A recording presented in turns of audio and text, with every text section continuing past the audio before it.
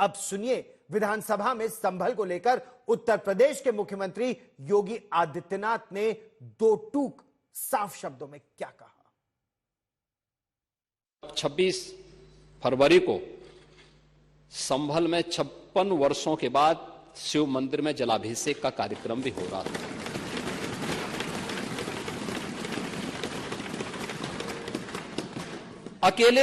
अकेले संभल में 67 तीर्थ थे और 19 कूप भी थे, जिनको एक शरारत के तहत एक निश्चित समय के अंदर समाप्त कर दिया गया,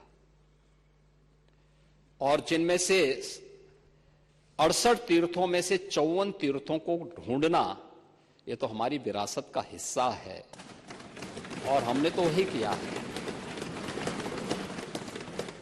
हमने तो वही कहा है कि जो हमारा है वो हमें मिल जाना चाहिए। हम उससे इतर कहीं नहीं जा रहे हैं, उससे इतर कहीं नहीं। और 19 जो कूप हैं उन्हें भी मुक्त कराया गया है। सच कड़वा होता है और उस कड़वे सच को स्वीकार करने की सामर्थ्य भी होनी चाहिए।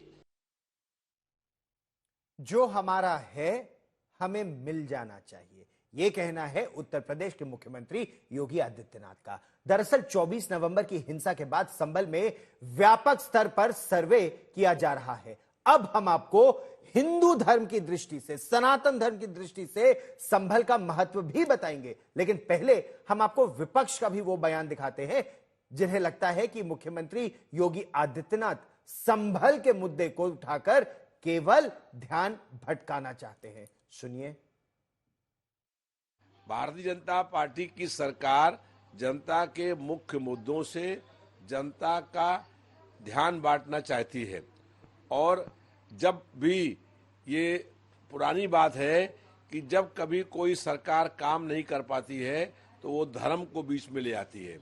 इसलिए भारतीय जनता पार्टी की सरकार सारे मोर्चों पर फेल हो गई है और जनता के जो मुख्य मुद्दे हैं उस पर भाजपा सरकार बात करने को भी तैयार नहीं है।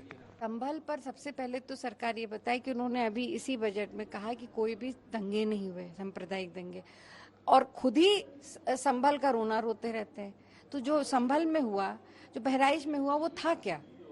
सांप्रदायिक दंगे ही तो थे। तो आप एक तरफ उनका रोना रोते हैं, फिर अपनी पीठ थपथपाते कि नहीं दंगे हुए। जो भी है उसकी निष्पक्ष जांच हो और उसकी न्यायिक जांच हो रही है, और मुझे विश्वास है हमारी न्यायपालिका पे जो भी उस पे जांच होके तथ्य सामने आएंगे उसके हिसाब से कार्रवाई होनी चाहिए।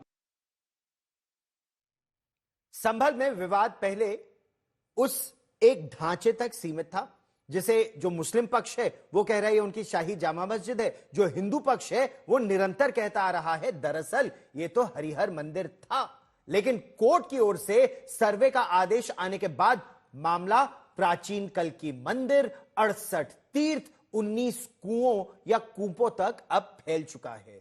प्रशासन का उद्देश्य अब प्राचीन धरोहरों का फिर से जीर्णोद्धार और पुनरुद्धार करने का है, यानी पुराने कुओं को फिर से एक जल स्रोत के रूप में उनका उपयोग करना यह सरकार की पहल है। जो तीर्थ हैं उनका पुनर्निर्माण होना है, जो धार्मिक पर्यटन को बढ़ावा भी देंगे। संभल का महत्व इस कारण भी है क्योंकि आप इस बात को बहुत ध्यान से सुनिए, यह विवाद नया नहीं है। संभल का महत्व क्या है? यह दरअसल भागीरथी, गंगा और रामगंगा नदियों के संगम क्षेत्र में स्थित है। यह त्रिकोणीय रूप में बसा हुआ है और इसके तीनों कोणों पर प्रमुख मंदिर हैं। दक्षिण में शंभलेश्वर महादेव का मंदिर है, पूर्व में चंद्रेश्वर महादेव का मंदिर है और पश्चिम में भुवनेश्वर महादेव का मंदिर है, उत्तर में सूर्य कुंड है। संभल को भगवान विष्णु का कल्कि अवतार का मंदिर माना जाता है, यानी संभल को कल्कि अवतार की जन्मभूमि माना जाता है और इसीलिए यह धार्मिक रूप से बेहद महत्वपूर्ण है। वहीं अगर वहां के कूपों की बात करें, यानी कुओं की बात करें, तो 19 कुओं का जो की कार्बन डेटिंग की जा रही है इस समय, अगर ये प्राचीन सिद्ध हुए तो न केवल धार्मिक रूप से संभल का पुनरुद्धार होगा, बल्कि विवादित ढांचा केस में हिंदू पक्ष की जो दलील है वो और मजबूत होगी और सुदृढ़ होगी।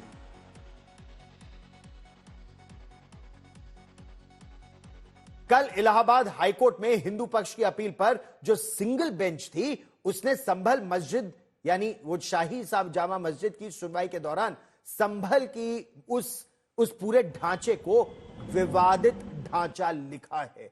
दरअसल हिंदू पक्ष के वकील हरिशंकर जैन ने शुरू से ही अपनी याचिका में संभल की जामा मस्जिद को विवादित ढांचा बताया था। उन्होंने कोर्ट से भी इसे मस्जिद के बजाय विवादित ढांचा लिखने की अपील की। बाद में जब जस्टिस रोहित रंजन अग्रवाल ने अपना आदेश लिखवाया, अपना ऑर्डर लिखवाया, तो उन्होंने इसे विवादित ढांचा ही कहा। वहीं हिंदू पक्ष ने कल यह भी कहा कि विवादित ढांचे में नमाज या तो नहीं पढ़ी जानी चाहिए क्योंकि यह बात मुस्लिम धर्म ग्रंथ में लिखी है, या फिर जो आज प्रशासन को ज्ञापन दिया गया है उसमें यह कहा गया है कि वहां हिंदुओं को भी पूजा अर्चना की अनुमति मिलनी चाहिए।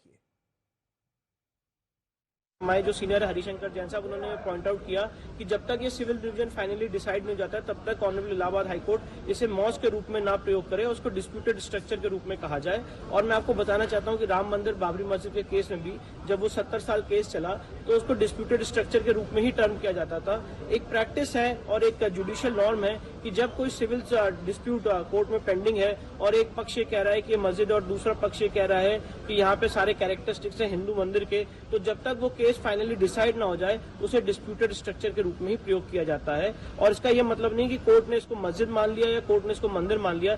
जब तक कोर्ट इसको फाइनली डिसाइड नहीं कर देता है तब तक इस एरिया को विवादित स्ट्रक्चर, डिस्प्यूटेड स्ट्रक्चर के रूप में ही कहा जाता है।